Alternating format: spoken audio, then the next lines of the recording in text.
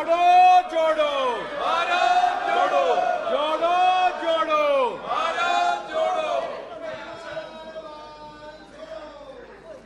Speaker sir,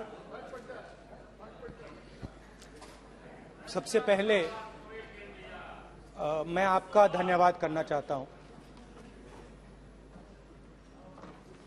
कि आपने मुझे लोकसभा में रीइंस्टेट किया।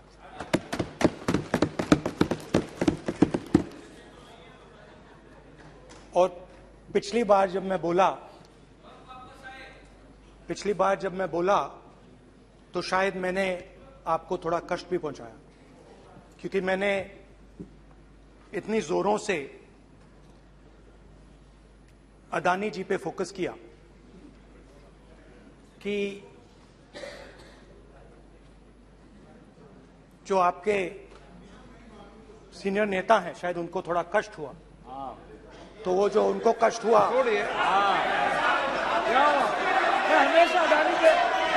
हमेशा अडानी पे अभी भी कष्ट हो रहा है। वो जो कष्ट हुआ, अभी भी कष्ट हो रहा है। विषय पे आइए, विषय पे। अभी भी कष्ट हो रहा है, अभी भी कष्ट हो रहा है।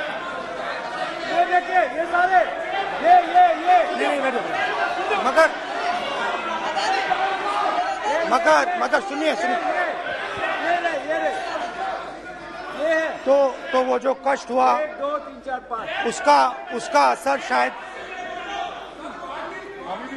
आप पे भी थोड़ा हुआ। तो इसके लिए मैं आपसे माफी मांगता हूं, मगर मैंने सिर्फ सच्चाई रखी थी। मगर आज जो मेरे बीजेपी के मित्र हैं, आज आपको डरने की जरूरत नहीं है, डरो मत, क्योंकि आज जो मेरा भाषण है, डरो मत, और आप डरो मत।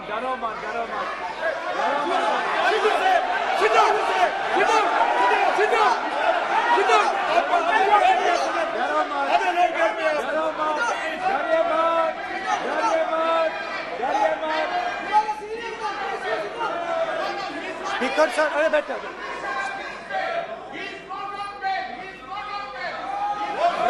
ब्रदर। तो आज कोई घबराने की जरूरत नहीं है। आज मैं अपना मेन जो भाषण है वो अदानी जी पे नहीं बोलने जा रहा हूं। आप छोड़िए, तो आप रिलैक्स कर सकते हैं, आप शांत रह सकते हैं, क्योंकि मेरा भाषण आज दूसरी डायरेक्शन में जा रहा है।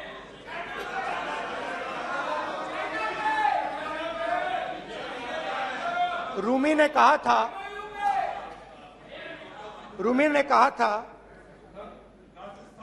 जो शब्द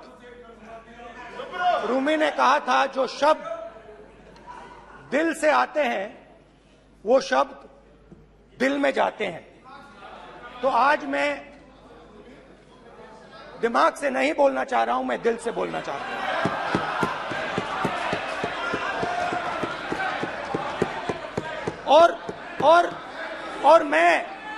और मैं आज आप लोगों पर इतना आक्रमण नहीं करूंगा। मतलब एक दो गोले जरूर मारूंगा, मगर इतना नहीं मारूंगा। तो आप रिलैक्स कर सकते हैं। डरिए मत।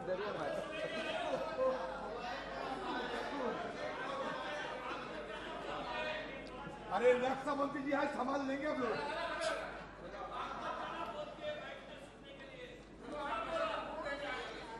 पिछले साल 130 दिन के लिए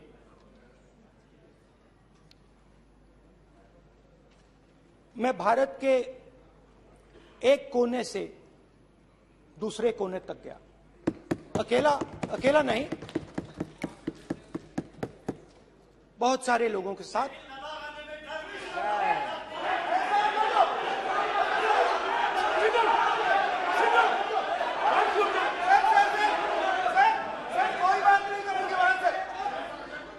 सर ये हमारा टाइम खत्म करने का साजिश है। प्रधानमंत्री बोलेंगे ऐसे ही होंगे सर। सारे समाज निकल जाए। समुद्र अधीर अधीर अधीर समुद्र के तट से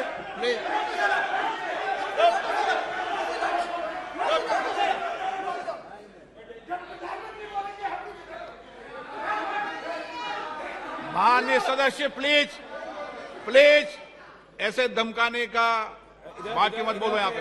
यहाँ पे बोलिए, आप उधर भी हाँ प्लीज।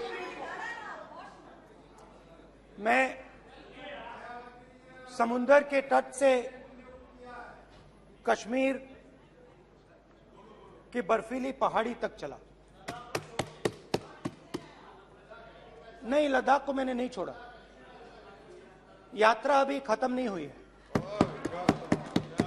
यात्रा जारी है और जरूर लद्दाख आएंगे, घबराइए मत। बहुत सारे लोगों ने मुझसे पूछा यात्रा के दौरान, यात्रा के बाद कि राहुल तुम क्यों चल रहे हो, क्या तुम्हारा लक्ष्य क्या है, कन्याकुमारी से कश्मीर तक क्यों जा रहे हो। और जब वो मुझसे पूछते थे, शुरुआत में मेरे मुंह से जवाब नहीं निकलता।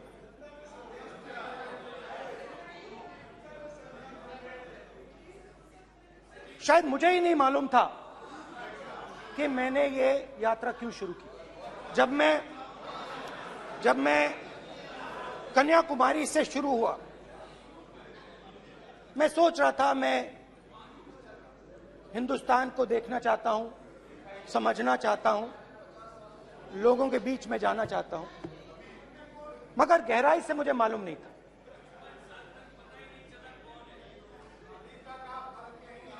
थोड़ी देर में मुझे बात समझ आने लगी।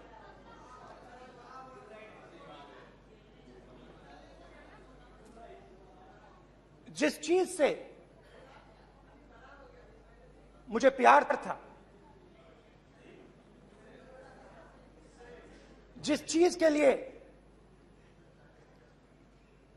मैं मरने को तैयार हूं, जिस चीज के लिए मैं मोदी जी की जेलों में जाने को तैयार हूं, जिस चीज के लिए मैंने 10 साल हर रोज गाली खाई, उस चीज को मैं समझना चाहता था। ये है क्या जिसने मेरे दिल को इतनी। भाई आप रनिंग कमेंट्री बंद करो नहीं तो हम भी चालू करेंगे। सुनने का धैर्य रखो। जिस चीज ने मेरे दिल को इतनी मजबूती से पकड़ रखा था, उसको मैं समझना चाहता। शुरुआत में जैसे मैंने शुरू किया, सालों से मैं हर रोज 8-10 किलोमीटर दौड़ता हूं, तो मेरे दिमाग में था कि अगर मैं 10 किलोमीटर दौड़ सकता हूं तो 25 किलोमीटर चलने का क्या मतलब, कोई बड़ी बात नहीं। ये मैंने सोचा था। आज मैं उस भावना को देखूं तो वो अहंकार था कि मैं ये कर सकता हूं, ये कुछ नहीं है। तो मेरे दिल में उस समय अहंकार था।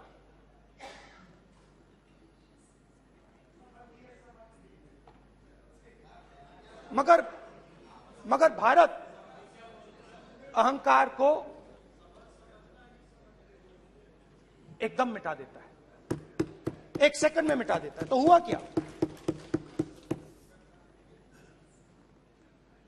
2-3 दिन में मेरे घुटने में दर्द शुरू हो गया। पुरानी इंजरी थी और जबरदस्त दर्द। हर रोज मैं उठूं, और मेरे घुटने में दर्द, हर कदम में दर्द। तो पहले 2-3 दिनों में जो अहंकार था, जो मतलब भेड़िया जो निकला था, वो चींटी बन गई एकदम।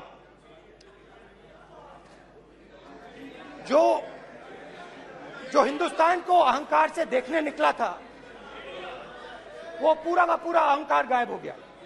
और रोज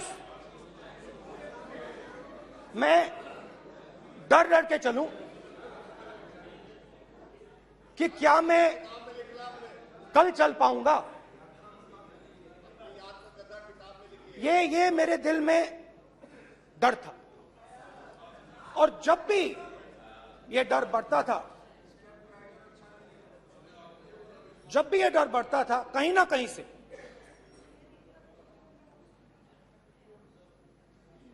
कोई ना कोई शक्ति मेरी मदद कर देती।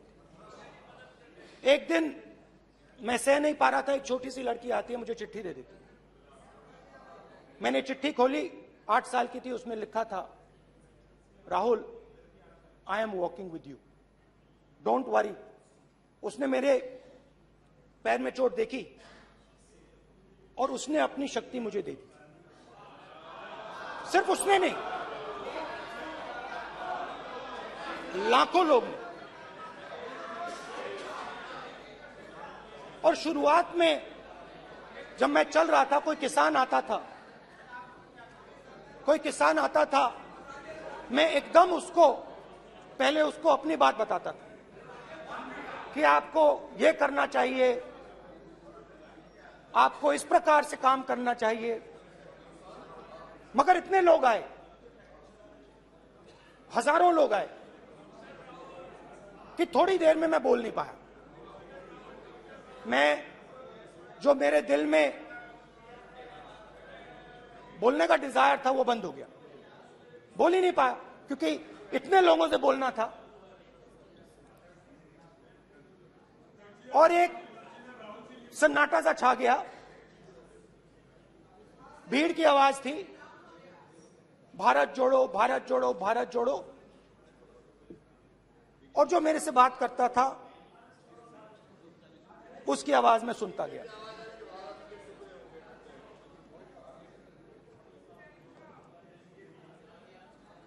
हर रोज सुबह 6 बजे से रात 7-8 बजे तक आम आदमी, गरीब, अमीर, बिजनेसमैन, किसान, मजदूर, सबकी आवाज।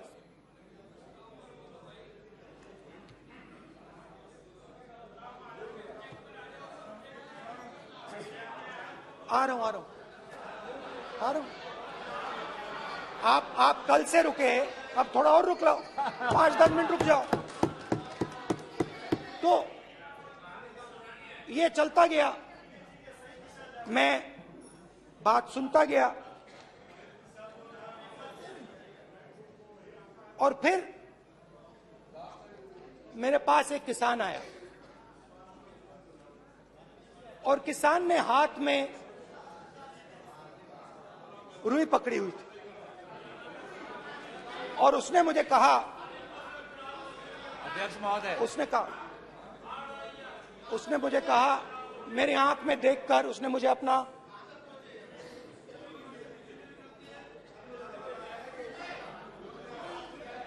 वो रुई का बंडल दिया, और उसने कहा, राहुल जी, यही बचा है मेरे खेत का, यही बचा है, और कुछ बचा नहीं है। मैंने उससे, जो मैं नॉर्मली सवाल पूछता था, भैया आपको बीमा का पैसा मिला, वो पूछा। बीमा का पैसा मिला, वो पूछा। और किसान ने मेरा हाथ पकड़ा। किसान मुझे कहता है कि नहीं राहुल जी, मुझे बीमा का पैसा नहीं मिला, हिंदुस्तान के बड़े उद्योगपतियों ने वो मुझसे छीन लिया। मगर इस बार बड़ी अजीब सी चीज हुई। जब मैंने किसान को देखा और वो मुझसे बोल रहा था, तो जो उसके दिल में दर्द था वो मेरे दिल में आया। जो उसके आंखों में शर्म थी जब वो अपनी बीवी से बात करता था, वो शर्म मेरी आंखों में आई।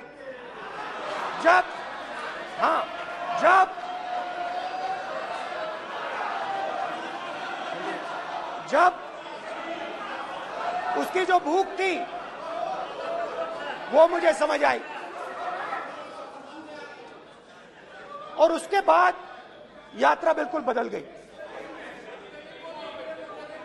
मुझे भीड़ की आवाज नहीं सुनाई देती थी, मुझे सिर्फ उस व्यक्ति की आवाज सुनाई देती थी जो मेरे साथ बात कर रहा था। उसका दर्द, उसकी चोट, उसका दुख, मेरा दुख, मेरी चोट, मेरा दर्द बन गया। समझने की कोशिश करो।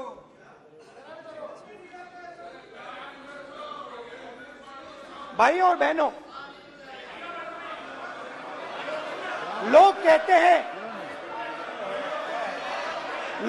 हैं कि ये देश है, कोई कहता है ये अलग अलग भाषाएं हैं, कोई कहता है ये जमीन है, मिट्टी है, कोई कहता है ये धर्म है, ये सोना है, ये चांदी है। मगर भाइयों और बहनों, सच्चाई है कि ये देश एक आवाज है। ये देश सिर्फ एक आवाज है। ये देश, इस देश की लोगों की आवाज है। इस देश के लोगों का दर्द है, दुख है, कठिनाइयां हैं। और अगर हमें इस आवाज को सुनना है तो हमारे दिल में जो अहंकार है, हमारे जो डिजायर्स हैं, हमारे जो सपने हैं, उनको हमें परे करना पड़ेगा। जब हम अपने सपनों को परे करते हैं तब हमें हिंदुस्तान की आवाज सुनाई देती है, तब तक हिंदुस्तान की आवाज हमें नहीं सुनाई देती। अब आप कहोगे ये बात मैंने नॉन कॉन्फिडेंस मोशन में क्यों रखी? इसका क्या मतलब है कि भारत एक आवाज है, भारत लोगों का दुख है, भारत लोगों का कष्ट है, मुश्किलें हैं। क्योंकि भाइयों और बहनों,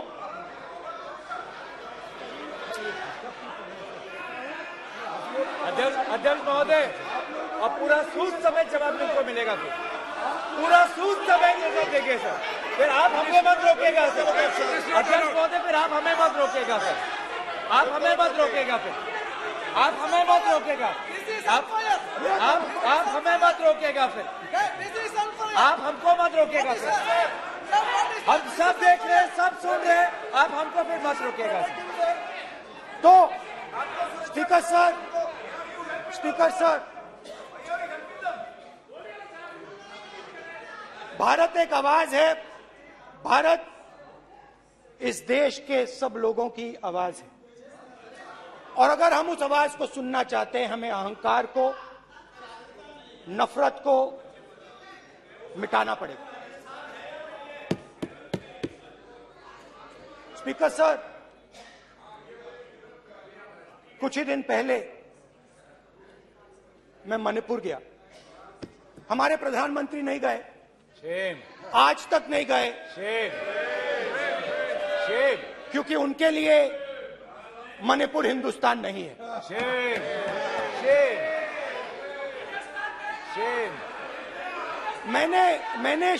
मैंने मणिपुर शब्द प्रयोग किया, मगर आज की सच्चाई यह है कि मणिपुर नहीं बचा है।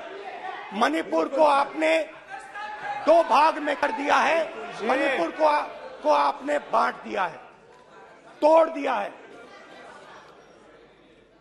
मैं मणिपुर में रिलीफ कैंप्स में गया।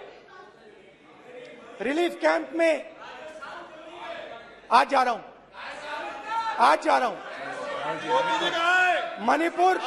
मणिपुर में रिलीफ कैंप में मैंने महिलाओं से बात की। ठीक है सर, अब आप हमको मत रोकेंगे। It's not fair. आप हमको मत रोकेंगे। You tolerate insults. Sir, Don't allow this. पूरा टाइम No, देखेंगे। sit down. पूरा टाइम देखेंगे। Yeah.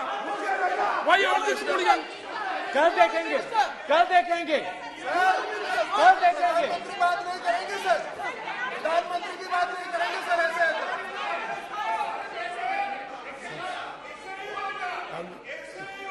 सूद समय मैं जवाब मणिपुर मिलेगा। गया और मणिपुर के कैंप्स में मैंने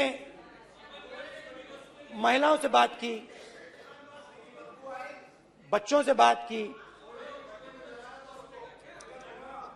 जो हमारे प्रधानमंत्री जी ने आज तक नहीं किया।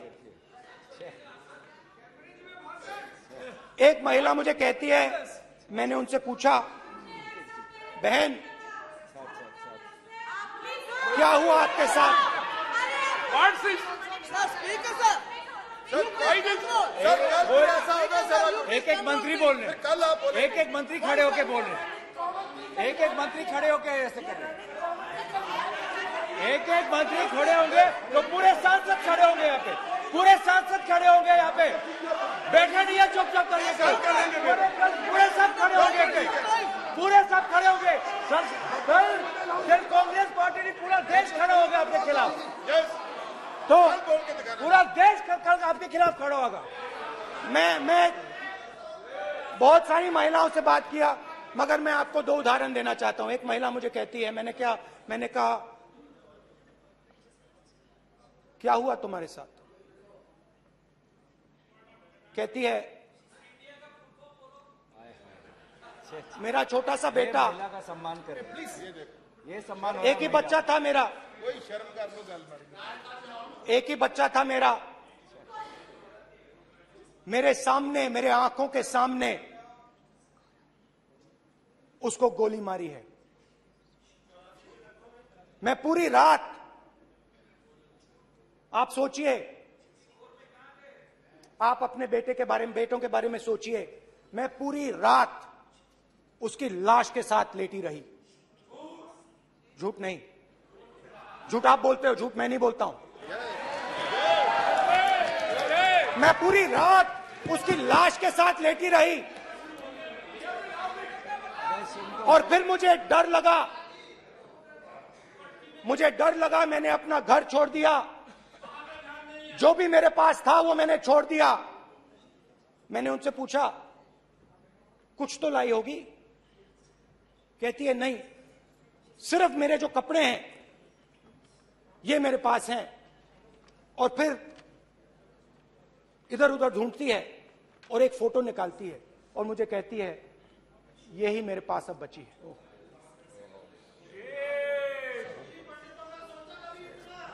एक और उदाहरण, दूसरे कैंप में मैं, एक महिला मेरे सामने आती है, मैं उससे पूछता हूं, तुम्हारे साथ क्या हुआ? क्या हुआ तुम्हारे साथ? और जैसे ही मैंने ये सवाल पूछा,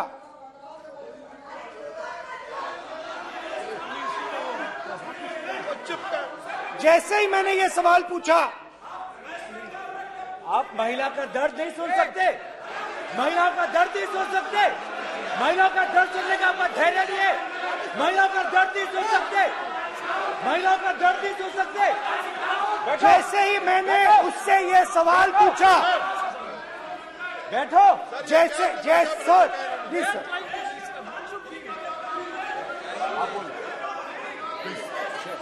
शर्म करिए।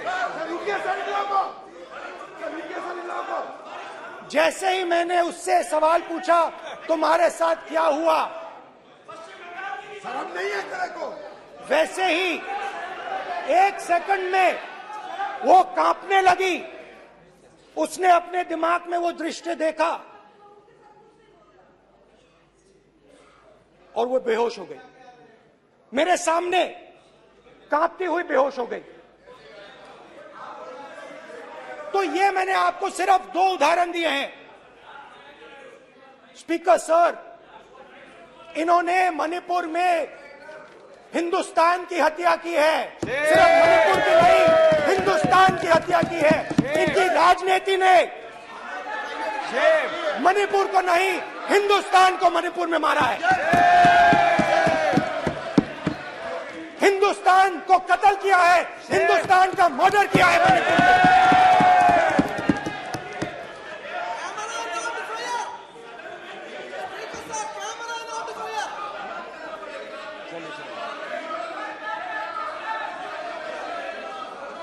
अरे 2 भाग के हैं, शराब करिए जी।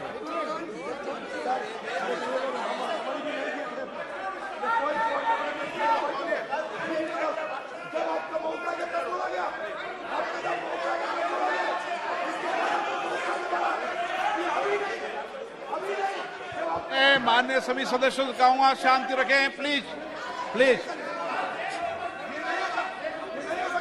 मणिपुर, हाँ क्या बोल रहे हैं? अब बोलिए। एक अरे भाई क्या बात है? क्यों बात कर सकते हैं? क्या बात करते हैं? इन्होंने राहुल गांधी ने आज सदन में पानी पी रहे हैं भाई। आप क्या बात करते हैं? बैठो सर, सर ये राहुल गांधी ने आज जो बातें कही है इस सदन में बहुत ही गंभीर बात किया है। मैं उनसे एक सवाल पूछना चाहता हूँ। 7 दशक तक हजारों लोगों को नॉर्थ ईस्ट में किए हुए हैं, इसका जिम्मेदार कांग्रेस पार्टी है। राहुल गांधी को माफी मांगना चाहिए। राहुल गांधी का कांग्रेस पार्टी 7 साल से ज्यादा इस देश को शासन किया है। नॉर्थ ईस्ट को इन्होंने खत्म किया है। आज नॉर्थ ईस्ट में जितना मिलिटेंसी है ये कांग्रेस पार्टी ने पैदा किया है। क्या बात करते हैं? क्या बात करते हैं? आज नॉर्थ ईस्ट में सारा मिलिटेंट ग्रुप है, सारा कांग्रेस पार्टी की वजह से जन्म हुआ है।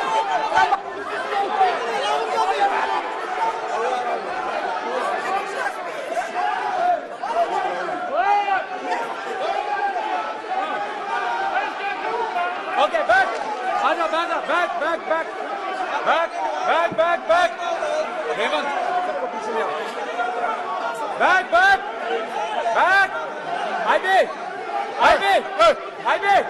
हाईवे। हो गया। प्रतापन, हो गया। आप भाषण नहीं सुनना चाहते हैं? आप भाषण नहीं सुनना चाहते?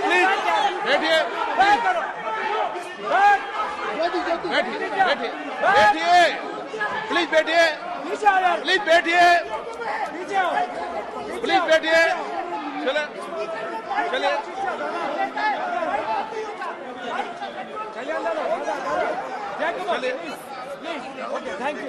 Thank you.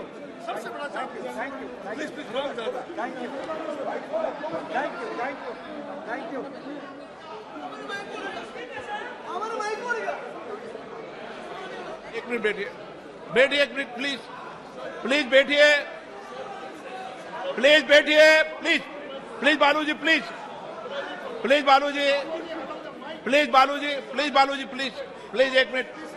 एक मिनट प्लीज बैठिए।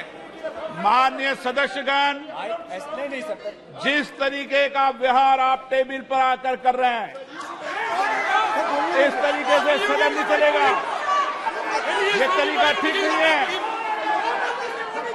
जब मैंने किसी को कहा है तो कहा है, ऐसे सदन नहीं चलेगा। आप सदन नहीं चलाना चाहते, अलग बात है। आप अपनी बात कहिए, गलत तरीका ये। नो, ऐसे सदन चलने वाला नहीं है। जो माननीय सदस्य टेबल पर आए उनके खिलाफ कार्रवाई होगी। प्लीज बैठिए, आप भी बैठिए। माननीय मंत्री जी, भारत प्लीज बैठिए। भारत सदन है, माता, प्लीज बैठिए, भारत माता, प्लीज बैठिए।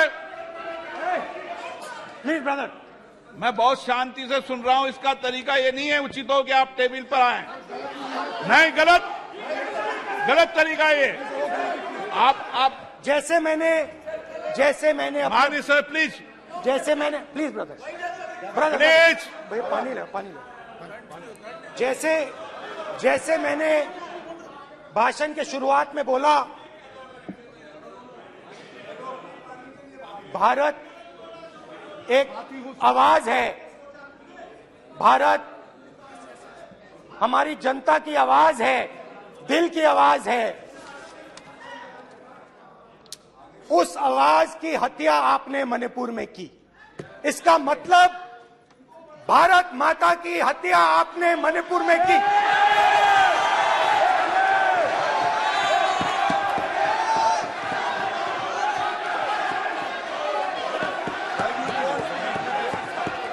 भारत माता को आपने मणिपुर के लोगों के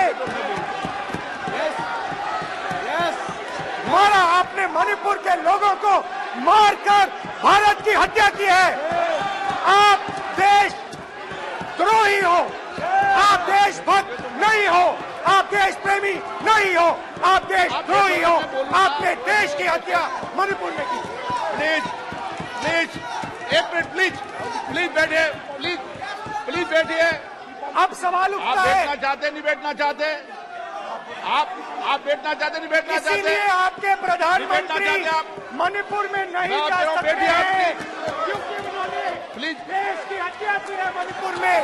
मणिपुर में हिंदुस्तान की हत्या की है, भारत माता की हत्या की है। मणिपुर के लोगों के दिल में। प्लीज एक मिनट बैठिए आप, तो सवाल उठता है, एक मिनट बैठिए, एक मिनट। आप भी विराजो, आप बैठिए सही, नहीं बैठिए रहने दो आप बैठिए आप, प्लीज बैठिए आप, प्लीज। आप बोल रहे हैं फिर आप भारत माता के रखवाले नहीं एक हो, मिनट माननीय सर। आप भारत माता के हत्यारे हो। प्लीज माननीय सदस्य, प्लीज माननीय सदस्य, प्लीज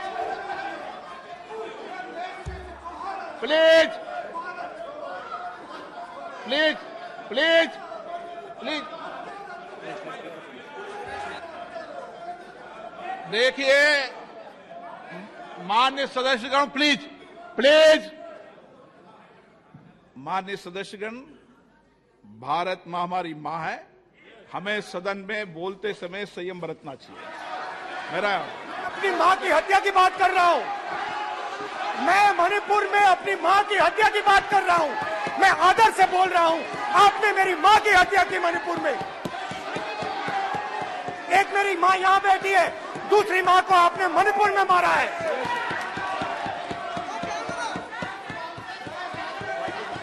और हर रोज जब तक आप हिंसा को बंद नहीं करोगे, तब तक आप मेरी मां की हत्या कर रहे हो। हिंदुस्तान की सेना मणिपुर में एक दिन में शांति ला सकती है। हिंदुस्तान की सेना का आप प्रयोग नहीं कर रहे हो, क्योंकि आप हिंदुस्तान को मणिपुर में मारना चाहते हो।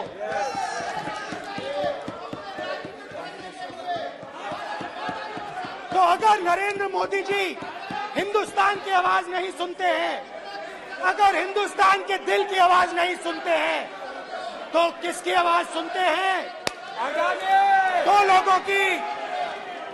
दो लोगों की आवाज सुनते हैं। इसकी आवाज सुनते हैं,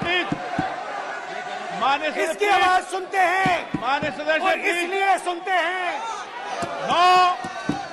नो एक गलत तरीका माननीय सदस्य, देख लीजिए गलत तरीका है। अडानी जी के लिए मोदी जी ने क्या काम किया है, देख माननीय लीजिए। सदस्य, ये पहले आप और ये क्वेश्चन बाद लेकर आए, में। गलत तरीका आपका।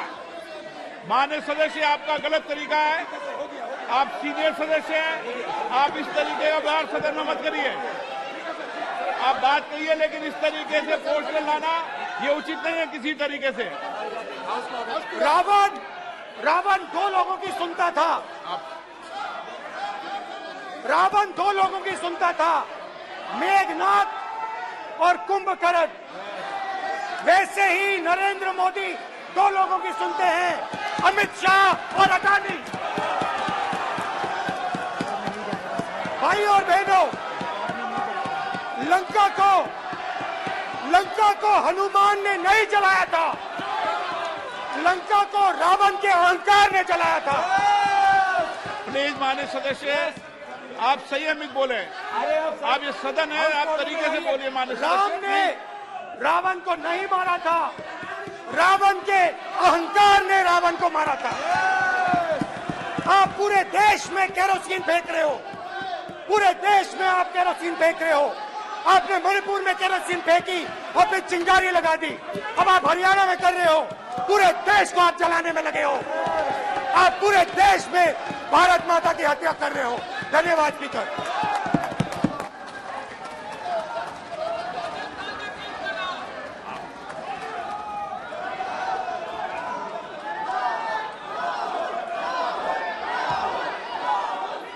आप सदन में